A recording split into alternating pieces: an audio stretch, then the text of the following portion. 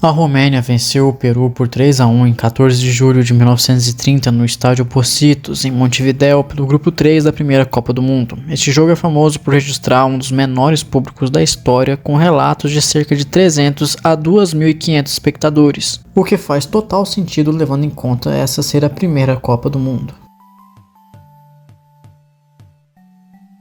Admita, você não esperava ver a Romênia pela terceira vez em um iceberg da Copa do Mundo de futebol. Empolgados com a ótima geração e com 2 vitórias nos 2 primeiros jogos na fase de grupos, 1-0 contra a Colômbia e 2-1 contra a Inglaterra, os jogadores romenos cumpriram uma aposta feita com o treinador Ángel Iordanescu.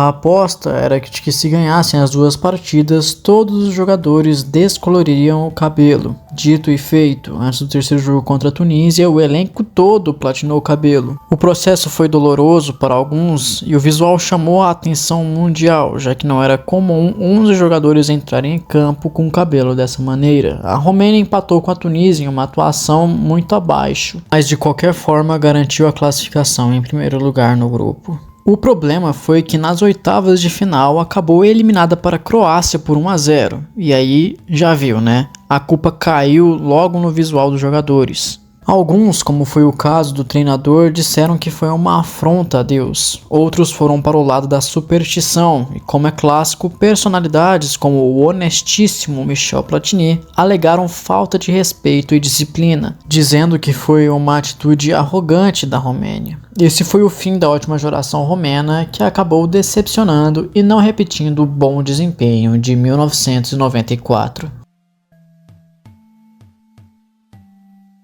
Em 1950, Índia, Birmânia, atual Mianmar, Filipinas e Indonésia haviam se candidatado para disputar uma vaga na Copa do Mundo. Porém, todas as seleções asiáticas desistiram de ir para a Copa, restando apenas a Índia, que ganhou a vaga direto, mas desistiu antes do campeonato, como já mencionamos. Calle Coronel Alegre é uma rua em Montevidéu ligada diretamente à história da Copa do Mundo. Ela ficou famosa porque ali ficava parte do antigo estádio Pocitos, onde aconteceu um dos momentos mais históricos do futebol. O primeiro jogo da história das Copas e o primeiro gol da história dos Mundiais. O estádio não existe mais hoje, mas o local foi identificado décadas depois por pesquisadores. Atualmente existem monumentos na esquina da Calle Coronel Alegre com Calle Charrua, marcando o centro do campo e o local do gol histórico de Lucien Laurent, marcado no jogo França contra México em 1930, a qual falamos antes. É engraçado pensar que o estádio do primeiro jogo da Copa não só não existe mais, como ele virou um bairro e praticamente quase se perdeu, sendo preciso um trabalho quase arqueológico para se resgatá-lo. No dia 5 de julho de 1982, no estádio Sarriá, aconteceu uma das partidas mais históricas da seleção em Copas. A seleção de 82 era considerada amplamente favorita e era comparada com a seleção de 70 antes da Copa. A equipe comandada por Tele Santana encantava o mundo. Era um Brasil ofensivo, técnico, criativo e extremamente refinado com a bola nos pés. O meio-campo, formado por Sócrates, Zico, Falcão e Cerezo, simbolizavam um futebol quase artístico, baseado na troca de passes, improviso e inteligência coletiva. Era uma época marcada pelo crescimento do futebol pragmático europeu, e o Brasil parecia representar uma espécie de resistência romântica. Jogar bonito ainda importava. A equipe venceu seus jogos iniciais convencendo, goleando adversários e se tornando favorita absoluta ao título. Para muitos torcedores ao redor do mundo, aquele Brasil era o verdadeiro campeão moral do torneio. Na segunda fase da Copa, em um formato diferente, o Brasil ficou com Itália e Argentina, no chamado Grupo da Morte. A Argentina chegava como campeã mundial de 78 e contava com um jovem Diego Maradona.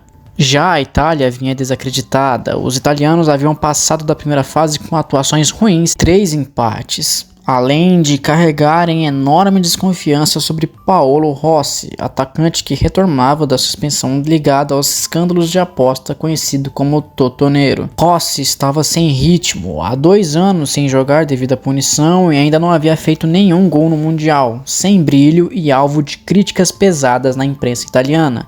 O Brasil derrotou a Argentina por 3-1 em uma atuação memorável, e a Itália também venceu os argentinos. Isso fez com que a última partida do grupo entre Brasil e Itália funcionasse praticamente como uma semifinal antecipada. Porém, havia um detalhe cruel do regulamento: o Brasil jogava pelo empate enquanto a Itália precisava vencer. Ainda assim, Tele Santana recusou a ideia de jogar defensivamente e o Brasil entrou em campo fiel à sua filosofia ofensiva. Foi então que Paolo Rossi, naquele dia, viveu a noite mais importante de sua carreira. Em uma atuação histórica, ele marcou 3 gols contra o Brasil, aproveitando erros defensivos e espaços deixados pelo estilo agressivo da equipe brasileira. O jogo terminou 3-2 para a Itália. Cada vez que o Brasil empatava, parecia retomar o controle emocional da partida, mas a Itália voltava a ser objetiva, cirúrgica e mortal. O gol decisivo de Rossi após falha na marcação brasileira selou não apenas a eliminação do Brasil, mas também o nascimento de uma narrativa histórica, a vitória do pragmatismo sobre a arte. A derrota gerou um trauma profundo no futebol brasileiro. Para muitos analistas, Sarriá representou o fim simbólico de uma era em que o Brasil acreditava em poder vencer, apenas impondo beleza e criatividade. Depois de 82, cresceu a ideia de que jogar bonito não bastava, era necessário equilíbrio defensivo, eficiência e resultado. Não por acaso, as seleções campeãs posteriores do Brasil, especialmente de 94, adotaram um estilo muito mais cauteloso e pragmático. Já a Itália seguiu seu caminho até o título mundial. Paolo Rossi, antes criticado, tornou-se herói nacional, artilheiro da Copa e vencedor da Bola de Ouro. O Brasil ressuscitou a carreira dele. O contraste ficou marcado para sempre. Enquanto a Itália levantava a taça, o Brasil saía derrotado, mas eternizado no imaginário popular. Décadas depois, muitos ainda lembrariam daquela seleção mais do que da própria Itália que foi campeã. A tragédia de Sarriá tornou-se justamente isso, um símbolo melancólico de como no futebol nem sempre a arte vence, mas às vezes é ela que permanece viva na memória coletiva. A ausência de Roy Keane na Copa do Mundo de 2002 se tornou um dos episódios mais polêmicos e simbólicos da história do futebol irlandês. Capitão da seleção da Irlanda e um dos melhores meio-campistas do mundo naquele período, Keane chegou no torneio cercado de expectativas, principalmente por sua liderança e pela temporada impressionante que havia feito no Manchester United. Porém, poucos dias antes da estreia da Irlanda, um conflito explosivo entre o jogador e o técnico Mick McCarthy terminou com a saída de Keane da delegação ainda durante a preparação no Japão. O problema começou quando Roy Keane criticou duramente a estrutura oferecida pela Federação Irlandesa durante a concentração. Ele reclamou das condições do campo de treinamento, da organização da viagem e a falta de profissionalismo da comissão. Conhecido por sua personalidade extremamente competitiva e exigente, Keane acreditava que a seleção não estava se preparando de forma adequada para uma Copa do Mundo. As críticas geraram um ambiente de tensão dentro do elenco e culminaram em uma discussão violenta entre ele e Mick McCarthy. Segundo relatos, Keane chegou a insultar o treinador diante dos companheiros, o que resultou em uma situação irreversível. O caso gerou polêmica. Alguns torcedores defendiam Keane, dizendo que ele estava dizendo a verdade, e outros atacavam, dizendo que ele era arrogante e destrutivo. De qualquer forma, ele foi cortado e mesmo sem ele, a Irlanda fez uma campanha surpreendentemente competitiva. Ainda assim, a sensação que ficou é do que poderia ter sido no imaginário do futebol, já que muitos acreditavam que a presença de Roy Keane poderia ter levado a Irlanda ainda mais longe. Com o passar dos anos, o episódio ficou conhecido como Saipan Incident, referência à ilha de Saipan, local de preparação irlandesa antes da Copa. O caso virou documentário, debate esportivo e um dos maiores símbolos de choque entre individualidade e espírito coletivo no futebol. Além de ser parte fundamental daquele elenco estrelado da Turquia de 2002, Hakan Şükür é detentor de um recorde impressionante, marcou o gol mais rápido da história dos mundiais. Apenas 10,8 segundos na disputa pelo terceiro lugar contra a Coreia do Sul, o atacante turco aproveitou uma falha na saída da bola coreana para abrir o placar na vitória da Turquia por 3-2.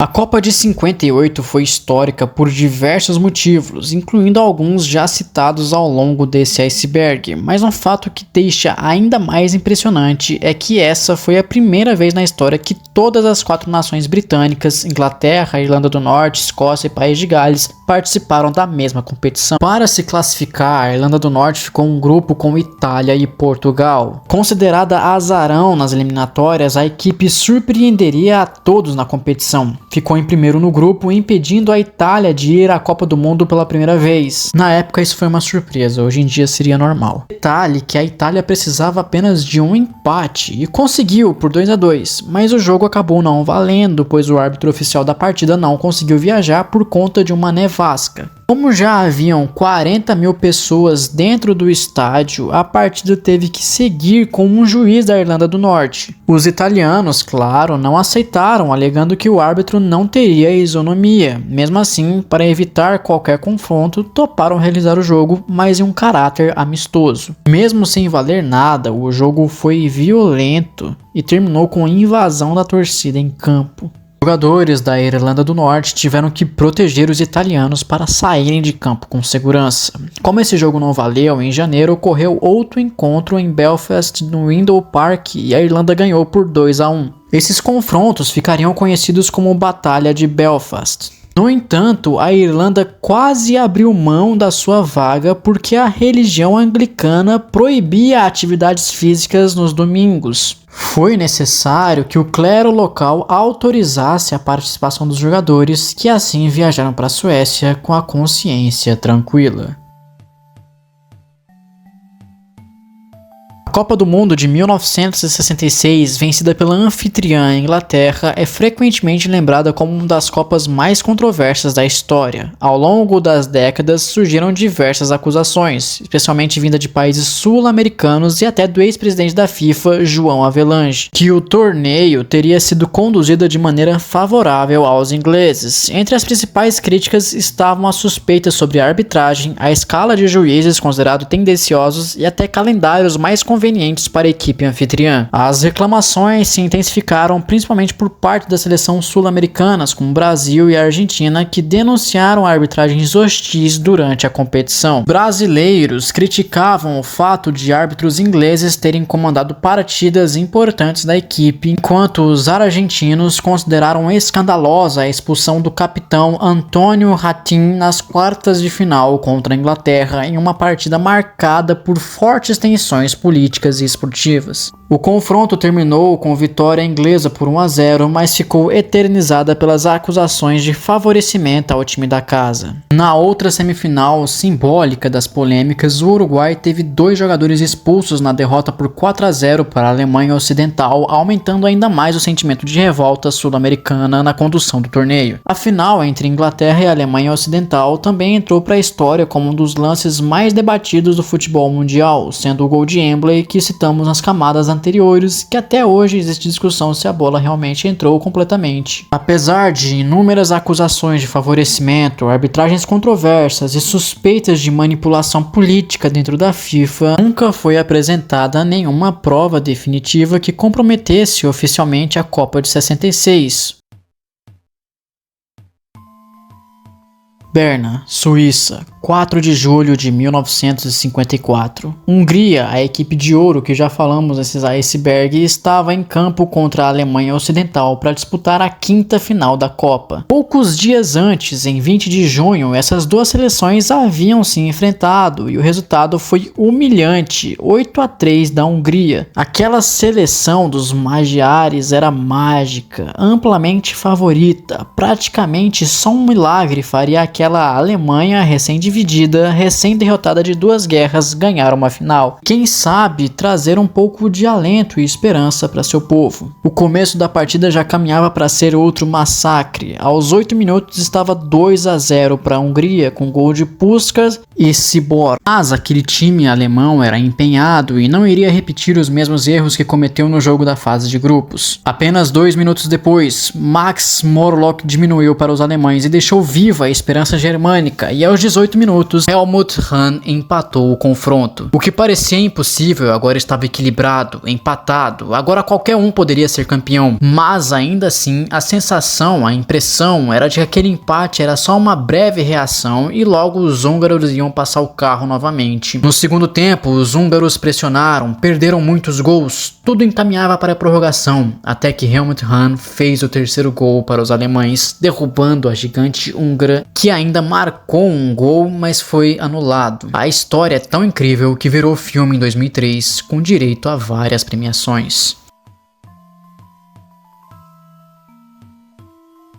Em 9 de dezembro de 2022, no Lusail Stadium, Catar, Argentina e Holanda se enfrentavam pelas quartas de finais da Copa. As duas seleções já haviam se enfrentado 9 vezes e desenvolvido uma rivalidade entre si. A Holanda entrou em campo invicta em seus 19 jogos internacionais anteriores. Durante entrevistas pré-jogo com a imprensa, a seleção holandesa fez comentários que mais tarde se revelaram ter incomodado a seleção argentina. Louis van Gaal declarou à imprensa holandesa que Messi era perigoso, mas por outro lado ele não interagia muito com adversários quando estava com a bola e isso seria uma chance para a Holanda. Também disse que haviam pendências para resolver devido à eliminação na Copa de 2014 nos pênaltis. As animosidades entre Louis van Gaal e com a Argentina não eram algo exclusivo daquele confronto. O holandês já havia criticado Messi antes em 2014, alegando que ele era egoísta e não pensava no coletivo. Em 2014 e 2015, Van Gaal treinou Ángel Di Maria no Manchester United, em uma passagem extremamente abaixo do argentino, que anos mais tarde declarou que o holandês foi o pior treinador que ele teve. Em 2002, quando ele era treinador do Barcelona, Van Gaal teria dito a Riquelme que, como ele era uma contratação do clube e não dele, teria que se adaptar. Riquelme relatou que o técnico o fez jogar como ponta esquerda, prejudicou seu desempenho e confiança. Segundo relatos de outros jogadores, Van Gaal tem aversão a jogadores latino-americanos e do estilo de jogo baseado no improviso. Assim, o confronto das quartas de finais da Copa de 2022 estava tomado por uma atmosfera tensa que influenciou diretamente no gramado. O jogo começou equilibrado no primeiro tempo, terminando 1-0 para os hermanos, transcorrendo relativamente sem incidentes, mas o jogo começou a ficar mais antagônico a partir do minuto 43, quando o primeiro cartão amarelo foi mostrado e logo 4 em seguida. O segundo tempo foi extremamente dramático, com o jogo se intensificando e os holandeses pressionando em busca do empate. Acunha foi derrubado na entrada da área por volta do minuto 70 e Messi converteu o pênalti resultante. Isso deu aos argentinos uma vantagem de 2 gols com apenas 20 minutos restantes no tempo regulamentar. Messi começou a comemorar então em frente ao técnico da Holanda, Van Gaal, e ao banco de reserva holandês. As tensões só aumentavam e mais cartões eram distribuídos. Os holandeses então fizeram substituições para capitalizarem suas vantagens de altura e tamanho físico sobre o time argentino. Weghorst, que havia recebido um cartão amarelo no banco de reservas, foi uma dessas substituições. Ele entrou e marcou o gol que fez o placar de 2-1. A cada minuto as tensões entre os jogadores aumentavam e mais cartões eram distribuídos. Aos 88 minutos, Leandro Paredes fez uma falta e chutou a bola para o banco holandês, provocando uma grande confusão, chegando a ser empurrado pelos holandeses. O banco argentino tentou intervir para defender o jogador, com empurrões e agressões sendo observadas. Paredes foi prontamente advertido com cartão amarelo. Os incidentes aumentavam a tensão a tal ponto que até mesmo o técnico da Argentina, Lionel Scaloni, foi advertido. Durante os acréscimos, Weghorst ainda empatou o jogo em uma jogada sensacional, mas diferente da seleção brasileira horas antes, a Argentina não se apavorou. Fez uma dura prorrogação e uma disputa de pênalti melhor ainda, com direito a provocações de Dibu Martínez, resultando na vitória por 4-3 dos hermanos. Foi uma partida histórica que será lembrada por muitos anos. Ao todo, o árbitro Antônio Mateu Larroz distribuiu 18 cartões amarelos e um vermelho, recorde de amarelos em um jogo de Copa do Mundo.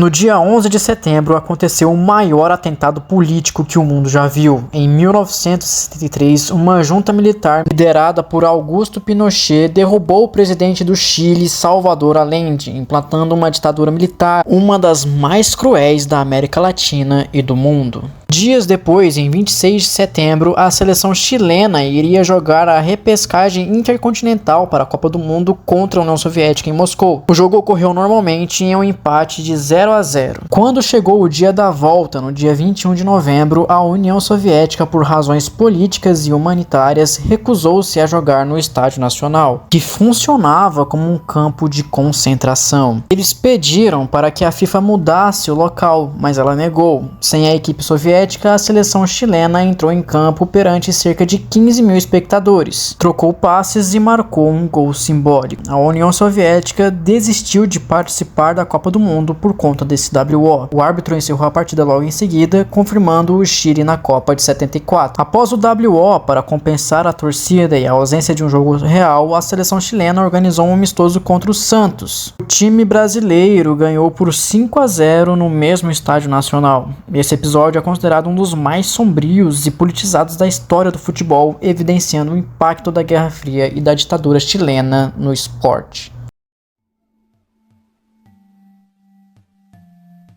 Esse é talvez o jogo mais vergonhoso de todas as Copas do Mundo. No dia 25 de junho de 1982, Alemanha e Áustria entraram em campo já sabendo que se a Alemanha ganhasse por 1-0, ambas as seleções iriam se classificar, já que no dia anterior a Argélia havia ganhado do Chile de 3-2. Isso após vencer a Alemanha por 2-1 e perder para a Áustria por 2-0, deixando com 4 pontos, porque a vitória dava 2 pontos na época, com saldo 0. A Alemanha, após perder para a Argélia, venceu o Chile e chegou precisando vencer a Áustria. Se ela fizesse mais de 4 gols, a Áustria era eliminada. Se ela perdesse, ela era eliminada. Com um maroto 1-0, as duas passavam. Então, pra que emoção, não é? Um pacto de não agressão, Horst Rubesch marcou para a Alemanha após 10 minutos. Depois, as equipes simplesmente pararam de atacar e trocaram passes lentos sem intenção de criar jogadas. O jogo foi amplamente vaiado pelos torcedores e chamado de vergonhoso pela imprensa.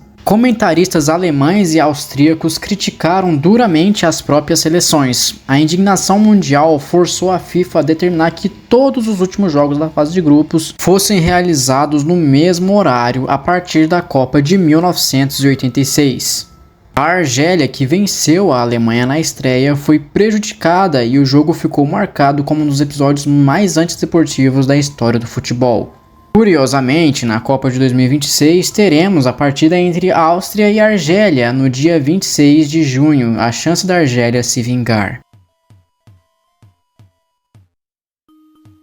Em 2010, a Coreia do Norte retornou à Copa do Mundo e supostamente o governo norte-coreano teria contratado cidadãos chineses para se passarem por torcedores coreanos nas arquibancadas da África do Sul. A teoria veio porque a Coreia do Norte é um país muito fechado e raramente os cidadãos têm permissão para viajar ao exterior. Então, a teoria que surgiu é que o Comitê Esportivo do país recrutou cerca de 1.000 voluntários chineses, incluindo atores, músicos, dançarinos, para apoiar a seleção. O governo norte-coreano teria supostamente disponibilizado entradas para agências de turismos e órgãos esportivos na China para garantir que houvesse uma massa de torcedores uniformizado em seus jogos. A ideia ganhou mais força quando, durante a transmissão da estreia contra o Brasil, comentaristas internacionais notaram que o grupo de torcedores parecia excessivamente coordenado e agia de forma artificial. Mas não há nenhuma comprovação de que isso realmente aconteceu, e tudo isso não passa de especulação. Contudo, sabendo do histórico do país e de como o regime é lá, isso seria bem possível. Em 1970, o Brasil se tornou tricampeão e conquistou definitivamente a Taça Jules Rimet. Durante anos, ela ficou exposta na sede da CBF no Rio de Janeiro, até que em 1983 ocorreu o episódio que selaria seu destino trágico. Um grupo de criminosos arquitetou um roubo relativamente simples. Aproveitou falhas grotescas de segurança, como a ausência de vigilância constante e uso de uma vitrine pouco resistente, para levar a taça sem grandes dificuldades. O crime chocou o país, não apenas pelo valor financeiro, mas pelo peso simbólico daquele objeto que representava uma das maiores conquistas da história do futebol brasileiro. O que veio depois transformou o caso em uma verdadeira lenda sombria. As investigações indicaram que a taça foi rapidamente levada a um receptor que decidiu derretê-la para vender o ouro no mercado clandestino. Esse ato destruiu para sempre um dos artefatos mais importantes do esporte mundial.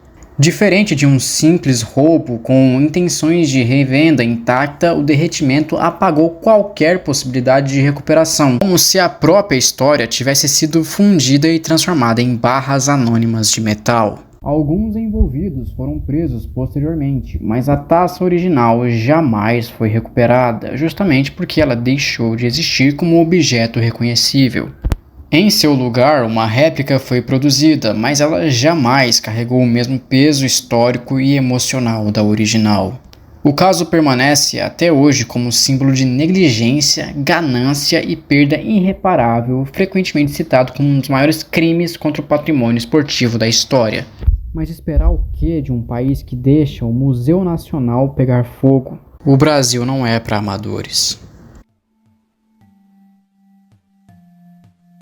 No dia 3 de setembro de 1989, o Brasil recebeu o Chile no Maracanã pelas eliminatórias da Copa do Mundo de 1990. Ao final do jogo, dois improváveis personagens ganharam destaque, Rojas e Rosinéry Melo. O Chile precisava vencer a qualquer custo para se classificar para a Copa do Mundo. E foi nesse espírito que todo esse caso aconteceu. Aos 24 minutos do segundo tempo, quando o Brasil vencia por 1-0 com gol de Careca, um lance mudou o rumo da partida e quase alterou o destino da Copa do Mundo, que seria disputada no ano seguinte. O sinalizador caiu no gramado, aproximadamente a 1 metro de distância de Rojas. Causou um escândalo que quase tirou o Brasil da Copa, um pequeno incidente diplomático, e acabou com o banimento futebolístico do goleiro chileno. Rojas, de maneira premeditada, foi a campo com uma lâmina dentro da luva e, quando viu o sinalizador cair tão perto, decidiu que era hora de colocar em ação o seu plano. Na confusão, o goleiro começou a se contorcer como se estivesse com muita dor e, sem que ninguém pudesse perceber, tirou as lâminas da luva e cortou o próprio supercílio. O sangue na roupa assustou todos que se aproximavam e foram impactados com a dimensão da lesão. Às pressas, o goleiro foi carregado aos vestiários do Maracanã. Os jogadores chilenos também se recolheram e, após meia hora de negativa da seleção chilena em retornar ao campo, o árbitro da partida, Juan Carlos Lostal, encerrou o jogo. O imbróglio estava armado e a vaga para a Copa do Mundo possivelmente seria decidida nos tribunais. A seleção, inclusive, gerou um pequeno problema diplomático. Jornais da época relataram que em Santiago os torcedores comemoravam como se o Chile tivesse obtido a classificação e a embaixada brasileira foi apedrejada. Rosinéry Melo, que depois ficaria conhecida como a Fogueteira do Maracanã, foi a responsável pela controversa comemoração que possibilitou a encenação de Rojas. Partiu dela o sinalizador atirado no gramado. Ela foi presa depois do jogo, e junto a outras evidências, a farsa de Rojas começou a ruir. E se você acha que é de hoje que os brasileiros começaram a dar fama excessivamente para as pessoas relativamente comuns e nem tão extraordinárias, no final Rosinéry ficou famosa e chegou a posar na Playboy. De qualquer forma, o golpe de Rojas foi descoberto. Começou uma série de punições com uma celeridade e severidade poucas vezes vistas em decisões da FIFA. A seleção chilena foi suspensa por 4 anos das competições organizadas pela instituição e não pôde sequer disputar as eliminatórias para a Copa de 94. E Rojas foi banido para sempre do futebol, já que ele não teria tempo de retornar ao fim da sua punição. Durante o já mencionado jogo do século, Franz Beckenbauer deslocou o ombro e, devido à equipe alemã já ter estourado o limite de substituições, ele teve que jogar em campo com uma tipóia o resto da partida. A imagem de um dos maiores jogadores da história jogando lesionado foi crucial para aumentar a aura mitológica do jogo do século. O milagre de Belo Horizonte foi a surpreendente vitória dos Estados Unidos por 1-0 sobre a Inglaterra na Copa do Mundo de 1950, ocorrida em 29 de junho no Estádio Independência. Considerado uma das maiores zebras da história, a equipe amadora americana superou os favoritos ingleses com gol de Joey Gaetjens. O impacto foi tão grande para o English Team que eles nunca mais jogaram com as cores azuis como naquele jogo.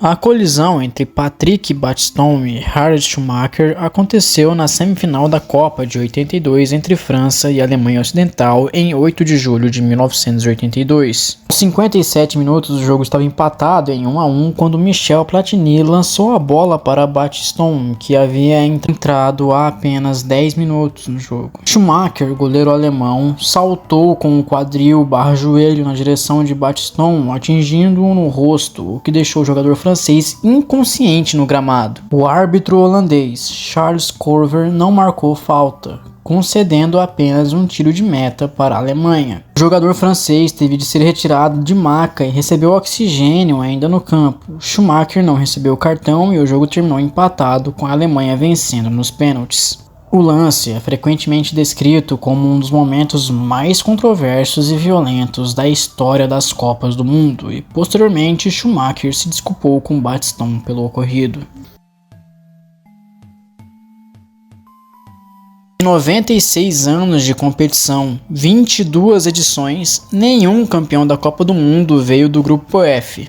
Tudo bem que esse grupo só existe de 1982 para frente, mas mesmo assim ele segue sendo o único grupo de A até H sem nenhuma conquista. É quase a contraparte do grupo C, que já teve 4 campeões desde 1982. O grupo F já abrigou seleções favoritas, como o Brasil de 82 e 2006, a Argentina de 2002 e 2014, que foi finalista, grupos da morte, como 1990 e 2002, seleções que deram vexame, como a Alemanha de 98, que caiu nas quartas de finais, tomando 3-0 da Croácia, e também a de 2018, que caiu na fase de grupos, a Argentina de 2002, a Itália de 2006, a Bélgica de 2022, todas caíram na fase de grupos, a Inglaterra 2 vezes seguidas, de 86 e 90, surpresas da Copa como a Arábia Saudita de 94 e Marrocos de 2022, mas mesmo assim, nenhuma dessas seleções foram campeãs. Agora, em 2026, temos mais 4 grupos, o I, o J, o K e o L. Será que o grupo F continuará amaldiçoado ou passará esse fardo para outro grupo?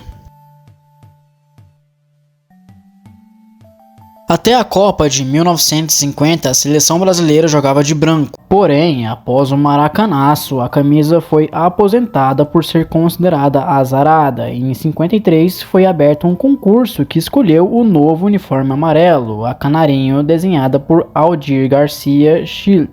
O Brasil só voltou a vestir branco oficialmente em ocasiões especiais, como no centenário da FIFA em 2004 e na abertura da Copa América de 2019.